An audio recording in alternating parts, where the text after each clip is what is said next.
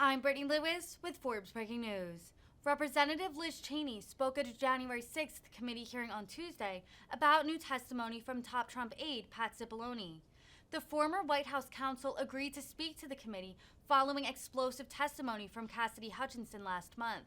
Cheney also commented on a new strategy by Trump allies to paint the former president as manipulated by those close to him, like John Eastman and Rudy Giuliani, regarding false claims of election fraud. Cheney shot down that claim, pointing to testimony from multiple top Trump aides who had told the president directly that there was no widespread voter fraud in the 2020 election. Take a listen to her opening remarks. English Vice Chair, Ms. Cheney of Wyoming, for any opening comments she'd care to offer. Thank you very much, Mr. Chairman. Our committee did not conduct a hearing last week, but we did conduct an on-the-record interview of President Trump's former White House counsel, Pat Cipollone. If you have watched these hearings, you've heard us call for Mr. Cipollone to come forward to testify. He did, and Mr. Cipollone's testimony met our expectations. We will save for our next hearing President Trump's behavior during the violence of January 6th.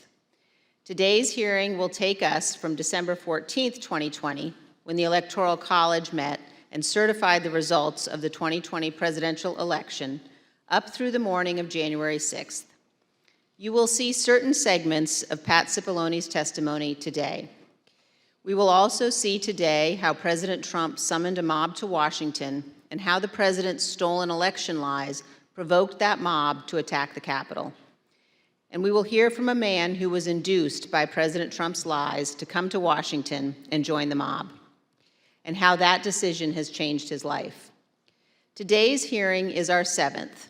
We have covered significant ground over the past several weeks, and we have also seen a change in how witnesses and lawyers in the Trump orbit approach this committee. Initially, their strategy in some cases appeared to be to deny and delay. Today, there appears to be a general recognition that the committee has established key facts, including that virtually everyone close to President Trump, his Justice Department officials, his White House advisors, his White House counsel, his campaign, all told him the 2020 election was not stolen. This appears to have changed the strategy for defending Donald Trump. Now the argument seems to be that President Trump was manipulated by others outside the administration, that he was persuaded to ignore his closest advisors, and that he was incapable of telling right from wrong. This new strategy is to try to blame only John Eastman or Sidney Powell or Congressman Scott Perry or others, and not President Trump. In this version, the president was, quote, poorly served by these outside advisors. The strategy is to blame people his advisors called, quote, the crazies for what Donald Trump did. This, of course, is nonsense. President Trump is a 76-year-old man. He is not an impressionable child. Just like everyone else in our country, he is responsible for his own actions and his own choices.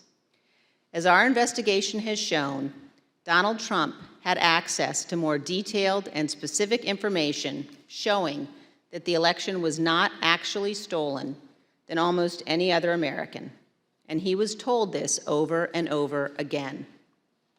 No rational or sane man in his position could disregard that information and reach the opposite conclusion. And Donald Trump cannot escape responsibility by being willfully blind. Nor can any argument of any kind excuse President Trump's behavior during the violent attack on January 6th.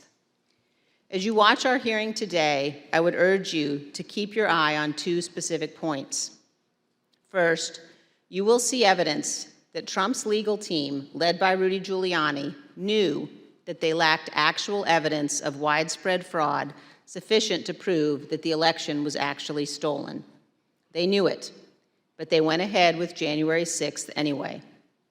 And second, consider how millions of Americans were persuaded to believe what Donald Trump's closest advisors in his administration did not. These Americans did not have access to the truth like Donald Trump did. They put their faith and their trust in Donald Trump. They wanted to believe in him. They wanted to fight for their country, and he deceived them. For millions of Americans, that may be painful to accept, but it is true. Thank you, Mr. Chairman. I yield back. Without objection, the chair recognizes the gentlewoman from Florida.